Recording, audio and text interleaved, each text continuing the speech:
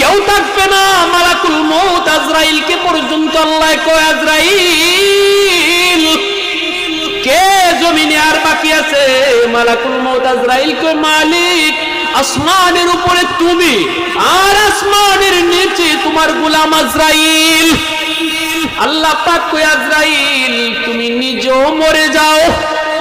মালাকুল মউত আজরাইল নিজের জান কবজের নিজের আদেশ পেয়ে গেলেন। আল্লাহ কয়, আজরাইল রে, আজকে কেউ থাকবে না আমি আল্লাহ ছাড়া। মালাকুল মউত আজরাইল নিজের জানটা নিজে কবজ করবে। নবী কয়, ওই দিন যদি দুনিয়ার মানুষ তোমরা জীবিত থাকতারে, আজরাইলের জান কবজের কষ্টের চিৎকারে মানুষ কলিজা ফাইটা মারা যাইতো। এত কষ্ট, জান কবজের কষ্ট। মালাকুল মউত আজরাইল নিজের জান নিজে কবজ করার সময় এমন একটা চিৎকার দিবে, মানুষ আমরা যদি তখন দুনিয়ায় থাকতাম, নবী কয় আমরা কলিজা ফাইটা মারা যাইতাম। কেউ থাকবে না, থাকবেন শুধু আমার আল্লাহ। আল্লাহ নবী রহমতের নবী এক হাদিসে বলেন, হাদিসে কুদসি, আল্লাহর ভাষা, আল্লাহ পাক বলেন, জানুনি আলা কুল্লি ইয়াউমিন ওয়াল আরদু ইস্তাজিলু রাব্বাহু। প্রতিদিন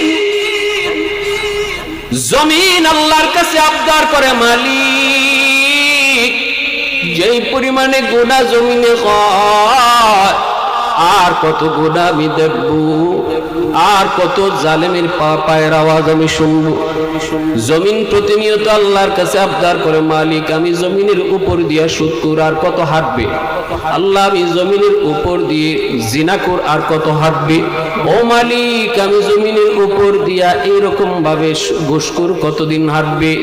বাপ মারে কষ্ট দেবেন না সন্তান, আমি জমিনের উপর দিয়ে আর কত হাঁটবে? আমি কতকাল আর ধৈর্য ধরবো? আবতালিউ ইবনা আদম ফি কারি, অনুমতি দাও আমি জালেমকে আমার পেটে গিলে ফেলি। জমিনে কয় আমি গিলে ফেলি, সুদখোরকে আমি গিলে ফেলি, বেনামাজিকে আমি গিলে ফেলি, হারামখোরকে আমি গিলে ফেলি। ও মালিক অনুমতি দাও, অনুমতি দাও আমি জমিন হারামখোরকে গিলে ফেলি। আল্লাহ পাক রব্বুল আলামিন বলেন, কেন? কইলি আন্নাহুম ইয়ারযুকু বিরিজকিকা ওয়া ইয়াসিকা, এ তোমার দেওয়া রিজিক খায় অথচ তোমার নাফরমানি করে। ওয়া ইয়াতাকাল্লামু বিলিসানিকা ওয়া ইয়াসিকা, এ তোমার দেওয়া জবান দিয়া তোমার নাফরমানি করে। ও আল্লাহ, এই তোমার দেওয়া হাত দিয়া তোমার নাফরমানি করে, তোমার দেওয়া চোখ দিয়া নাফরমানি দেখে। আল্লাহ আসবিরু ইলা মাতা আসবিরু, আমি জমিন আর কত এগুলা দেখবো, আমি জমিন আর কত ধৈর্য ধরব।